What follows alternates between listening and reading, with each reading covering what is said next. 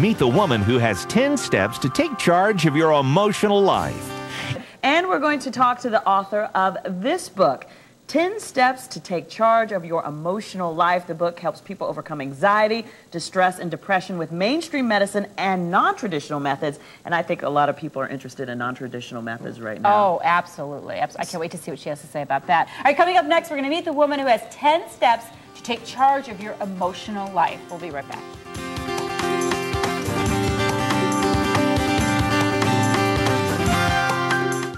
Dr. Eve Wood, and she wrote this book, 10 Steps to Take Charge of Your Emotional Life, the book that helps people overcome anxiety, distress, and depression.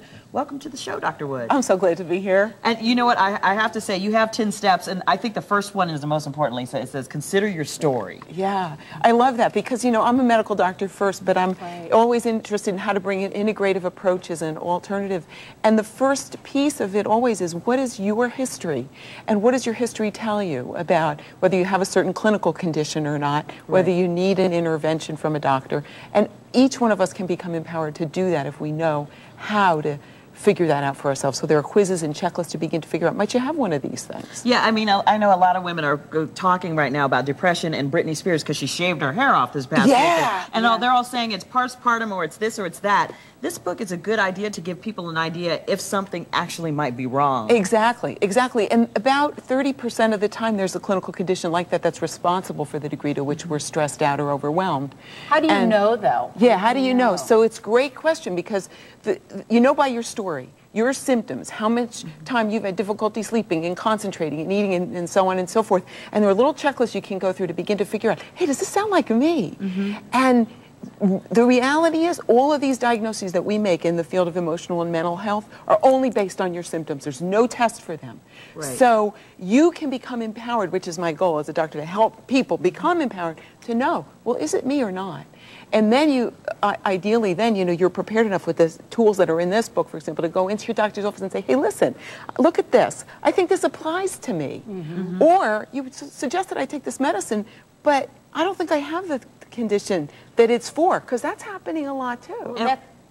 And you talk about in the book how you use several different methods, how it might be medicine and yoga and something homeopathic. Exactly, exactly. So about a third of the time people need a medicine, at least briefly, for what they're struggling with. But I'm always about how do you include complementary and alternative interventions, whether it's nutritional or yoga or guided imagery or exercise or light therapy or mind-body tools, the way we talk to ourselves. Right. You know? Do you think people are just always looking for just that magic pill, the yoga, the exercise? It almost seems like it's too much effort. I'd rather just pop a pill and move on.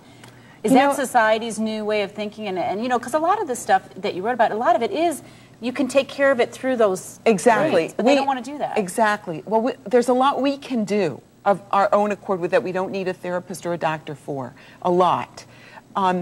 It's a complicated question. I mean, I think we all want simple answers, but we also live in a culture where, you know, there's all this direct-to-consumer marketing, right? So you pop on the TV and there are a lot of ads for just take this pill and everything will be fine. The little so blue it's pill confusing. or Prozac. I think it's very confusing for people because they do get the message that all I need to do is this, and it does appeal to our desire for, you know, an easy answer. But I don't think we had the same degree of difficulty with this some years ago when there was no direct-to-consumer advertising. Then people didn't have so much the idea, well, I just take this and everything will be fine. So what you're saying is somebody starts taking Prozac, you're saying that they may not need to be on it for 20 years. They may only need it for 6 months. Exactly. Some people will need it indefinitely, depending on their condition and how frequent they've had episodes.